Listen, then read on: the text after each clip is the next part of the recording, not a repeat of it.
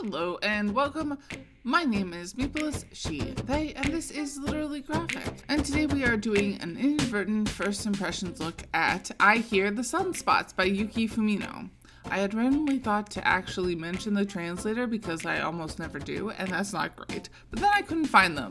The copyright page notes, quote, English translation rights arranged with France Schoen, end quote.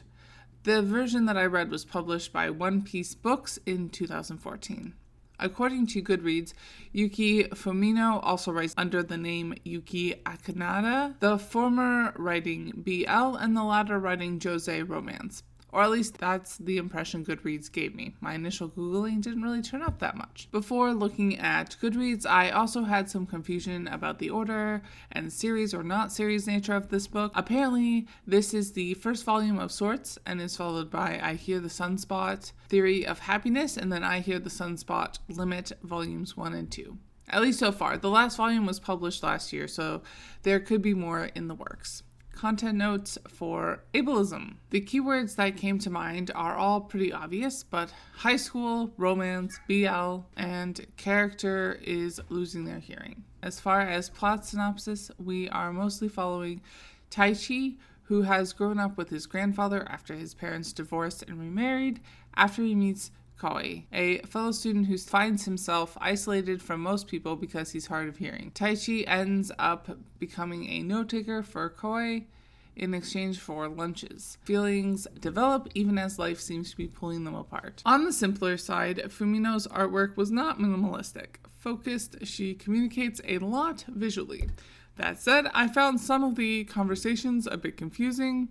I think the issue was I didn't always catch on to scene changes. It's a bit of a sparse story at times, and maybe 50% of the relationship felt like it went unsaid. The focus instead falls more on the parts of the premise that are probably more unique to this story. While I've yet to read a lot of BL yet, I was not surprised that the main characters were both men. Side characters probably fell about 50-50 on either end of the perceived gender binary, and none of them got much development.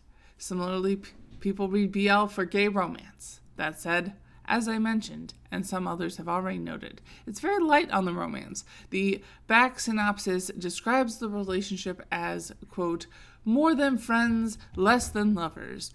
Their relationship changes Kohei forever, end quote. The main focus of the book mostly falls under what the book describes as disability representation.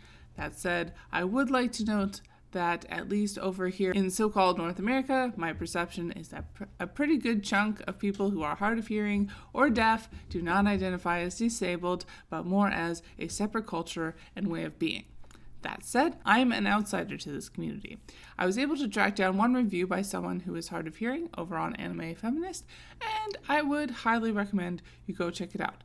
Link in the description. Some of the things that struck me as different from some of the other comics and manga more specifically that focus on people outside of total able-bodiedness are as follows.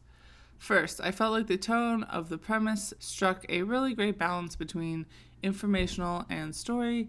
Reading through the volume, I felt like I learned a lot more about what it meant to be hard of hearing in Japan, but it also didn't feel didactic.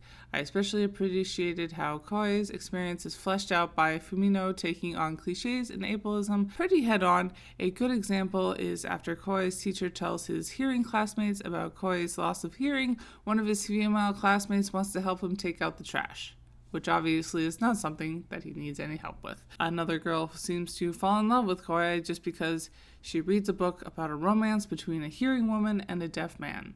There's also all the times that someone will say something, Kohei will ask them to repeat what they said, and they just say, never mind. Fumino also seems to strike an interesting tension for Kohei as someone who lost hearing in adolescence, feeling like he doesn't belong in the hearing culture or in the hard of hearing or deaf culture. It's certainly a lonely place for him to be, and something that appears to be a struggle throughout the series. At least having read a few reviews for more than Volume 1, that is my impression. We also learn about Kohei's experience through him, and so far at least, Taichi has not spent time trying to, quote, fix Kohei, which certainly happens in other similar manga. Class also made a nice appearance, in my opinion, with Taichi having to help support him and his grandfather while he is in school. The reason they meet is because Taichi is hungry and Kohei gives him his lunch, which clues Taichi into the fact that maybe Kohei isn't as aloof and antisocial as their classmates say. Taichi's search for consistent work is not center stage to the story, but it never falls by the wayside either. So overall, a lot to like about this story so far, but it also felt a bit sparse. I think I'm going to start out at 3 out of 5 stars and see how things go from here. I feel like this is a fairly popular series, so what do y'all think? Bye y'all, keep reading, and resist white supremacy.